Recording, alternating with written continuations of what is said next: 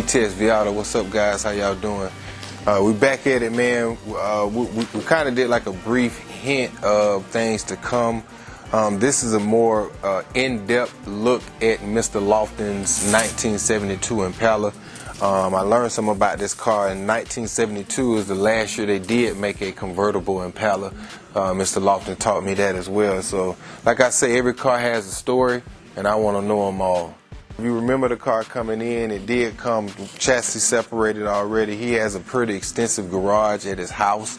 So he took it off the chassis, ran into all of the rust that he saw at the time, and then he brought it in to us and we took it over. Immediately once we got it up on the rotisserie bay to really get a good look at it, it was a lot of corrosion on the car, and a lot of it he didn't know. What the original person, whoever did the body work to it, you know, instead of fixing the stuff the right way, they, you know, patched it in with, you know, chicken wire. You know, Mr. Rich is, you know, since taking everything out. But you could just see, this is a support bracket here. You could just see the corrosion just rotted it off from the wheel. It was initially welded to the outer. This is the outer wheel well. As you can see the amount of corrosion that's on it. Now, this corrosion built from the bottom up. You can see the higher you get up, the quarter pounder is clean. So that means the rust started at the bottom and worked all the way up. It rotted out all of the body mounts. It rotted out the chassis. You know, it rotted out the floor. You know, it was a lot of rust work, and the further we go into the car, the more we find. It's kind of a bad thing as far as cost concerned, but it's a good thing because now it gives us the opportunity to kind of make almost a blank canvas to kind of just do our thing and what we think is best, you know, on the totality of the build. Keep in mind he has an LT5 going in this car. Like I say, you know, minimum he'll be at 800 horsepower. So if he decide to, you know, spruce it up, you can go to 1,000 easily with a pulley swap, E85 fueling, however you want to do it, add methanol. You can easily be at 1,000 horse. So we want to build the car just as stout as it need to be and be able to, you know, enjoy and put that power to the ground if he ever decide to. Not just a, you know, wheel spinning car. We want him to actually be it. If he really want to do it, he can do it. If you follow our older videos, we do use a lot thicker metal when we have to, you know, fabricate pieces. Obviously, we're not having a cross concern as a factory would when you're making 19,000, 20,000 vehicles.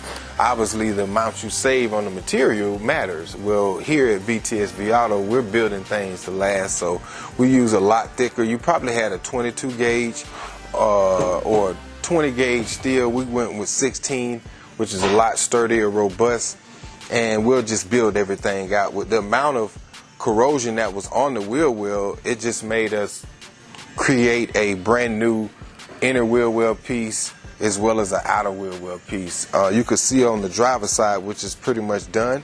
In the videos you'll see how it was created. This one here, we're actually waiting for the quarter on this side to be able to finish the outer.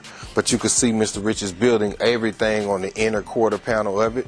The inner wheel well of it inside the quarter panel. Everything that's, if you just see is red, this was a new piece that was created and welded in. You know, the reason why it's red because it's treated with weld-through primer to protect it from, you know, corrosion coming in the future. Well, you could see a lot of the body mounts, front, you know, the body mount rear was made. All of that was rotted out. The support piece here was created, fabbed up, that reaches the back inner wheel well piece that was created, fabbed up. As you can see, it's still being tacked in. I like to show, you know, during the process, not only done. We'll be able to show you, you know, something that's more like 85% done on the driver's side, but this is still going through it. They had a new trunk floor, but they never took out the old trunk floor, which means the gas tank straps, which acts as the trunk floor braces, were rotted out as well. Well, this is what happens when you weld a floor on top of a floor and you think you know how to weld. Notice all the plug welds in here, never attached to the old floor. So now I've got to cut it out. The brace was rotted out. I have to put a new brace setup in. I I gotta do the same on the other side. You can see how beautifully someone put this floor in on top of the old floor.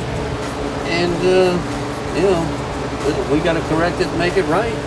We made all new body mounts for here, and we're doing all new gas tank strapping, and, you know, the floor that they put in on top of the old rusted floor is a nice, good condition floor, a little rust treatment here and there, but I mean, she's solid.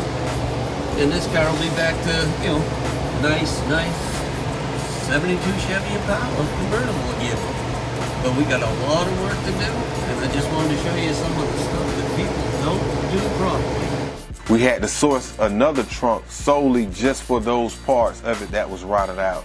We reused the original trunk floor pan that was in there on top of the old one.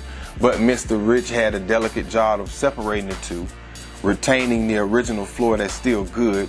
And then if you notice all of the bracketry work that he did up under the car, you know, putting the new trunk floor brackets that come off the good pan on, as well as you see it being treated with the rust, and it has the bolts and brackets for attaching the gas tank straps in the factory location.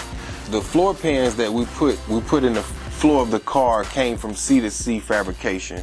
C2C is a company that sells aftermarket sheet metal for vehicles that you can't find, patch pans, you know, half quarters down, you know, smaller pieces for automobiles rust repair. Well, they don't have the seat belt bracket where the seat belt bolts to the rear, to the chassis of the car. They don't have this piece, and if you see in the videos, we're going to show you all of this was completely rotted out and had to be manufactured. This piece had to be shaped, bent into factory pieces. It was actually 2 or 3 pieces to come together to make this one unit, and it had to be built, manufactured. 2, the old stuff had to be cut out, and 3, now you have to install it. So when it goes, a lot of detailed work that actually goes into situations when you don't have a company that makes the part for the car. We have to fabricate it, which is, you know, this is a body mount piece. It wasn't a body mount, so obviously we made it out of a lot thicker metal. It's going to line right up to the factory location if we decided to, but I'm going to tell you a little more about the frame in a second. The factory location of the frame, it will bolt right up to, but we got a little twist for this one as well. All of this undercoating that was applied in some type of what they tried to do is cover it up to not show how bad the rust was by covering up the old floor pan. So they shot all of this stuff. Well, now you got another 30 or 40 hours just to remove this stuff, just to take the time out to get all of this up, to get to the metal that need to be replaced. Like, this is a good shot. Look at this metal here. Like, this is the original metal. Look how thin this metal is here. It's like, you know, versus, look how it moves. You know, look at the zero flex. We had a rotted out inner wheel well, we had a rotted out outer wheel well, and as you can see on the driver's side, we created both. New sheet metal going in, as well as we took advantage of about 1.5 inches of clearance to bring it in, where Mr. Lofton can actually have a 12-inch wide tire fit in there comfortably, no problem.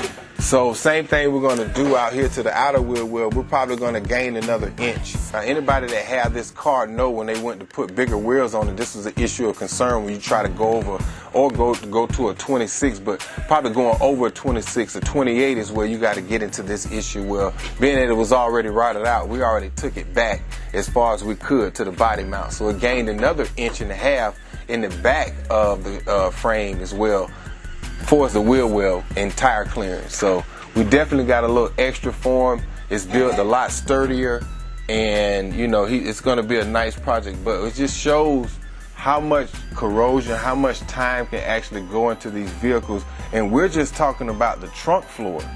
Now, the further we get into this rear floor pan, we're seeing we're going to have to remake that like we did on the one.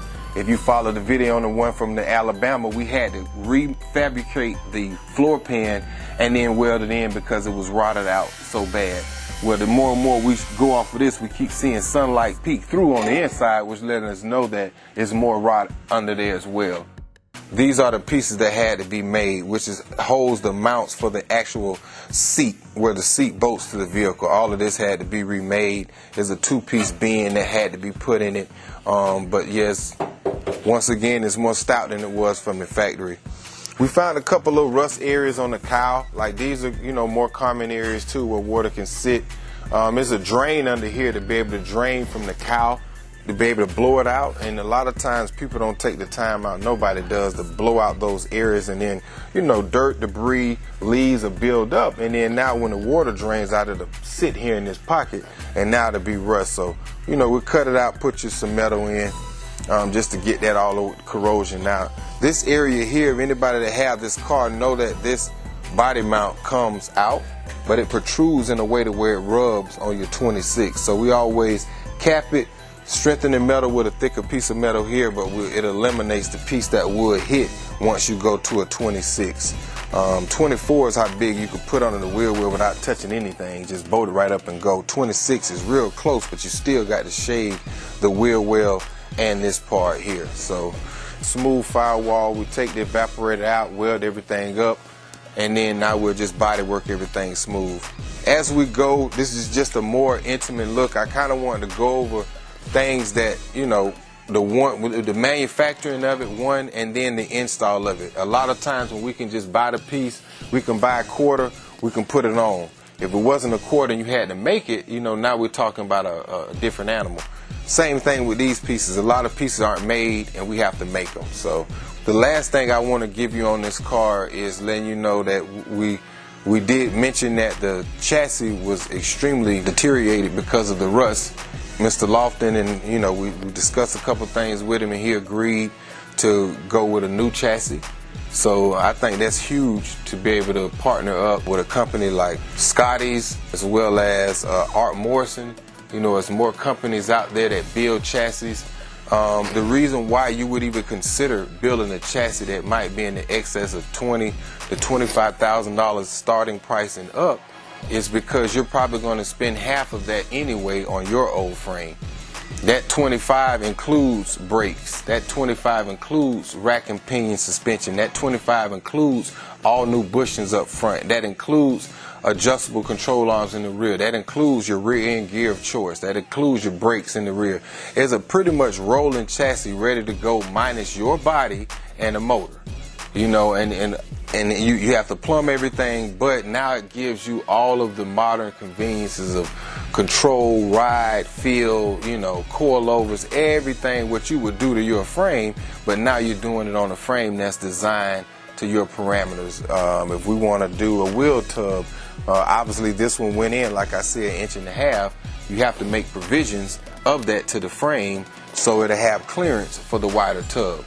Well, when we build one, we'll build one that'll work, that'll bolt up to the factory frame locations, but it has the provisions for the wider tubs as the customer's already made into it. If they ever decide to add a wheel tub to it, you can go ahead, but it still will line up with the factory location of the bolts. So that's real big. So we're going to stay tuned. The bad thing about it is they say like a 6 to 8 month wait on the chassis with all of the stuff that's going on as far as COVID and everything. So we have our hands full with all of the other metal work. So we're going to keep moving forward on it as far as we can go. And then when the chassis get here, you know, we're definitely going to bring that to you fresh on YouTube. So y'all stay tuned. VTSV Auto got the first aftermarket chassis being built for one of the vehicles in the shop. Not nothing wrong with one that's already pre-made. They do have certain vehicles out like a Trey 5, 57, 56, 55 Chevy Impala Bel Air. They make a chassis already designed for that vehicle because it's so coveted. So many people that have that vehicle that go as far as doing chassis is already made for that vehicle. Certain cars like mine, the Cadillac, they don't. You have to get that made custom.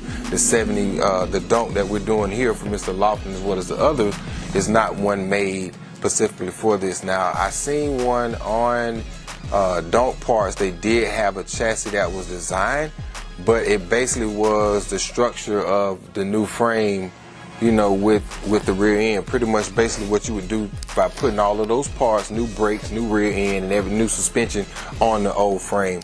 I wanted one more unique, like an Art Morrison level build. You know, if you do the work on history on him, as well as Scotty's, they do excellent work.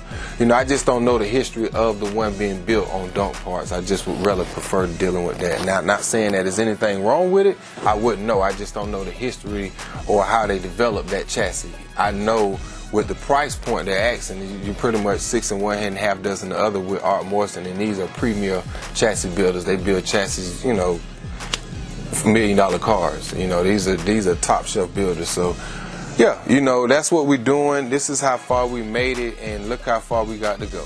You know, VTSV Auto, we checking in and checking out. Don't forget, guys, like, subscribe, let everybody know about the channel. You know, we want this channel to get big. We want to keep it pumping. You know, we want to keep bringing y'all, you know, inspirational videos for you guys that's building cars, how-to videos, how we do it, behind-the-scene videos, just to keep that car enthusiast motivated, you know. So I'm definitely motivated. Mr. Lofton's motivated. I know you guys are motivated. Justin's motivated. So we coming back with video after video, man. Y'all stay tuned, man. VTSV Auto.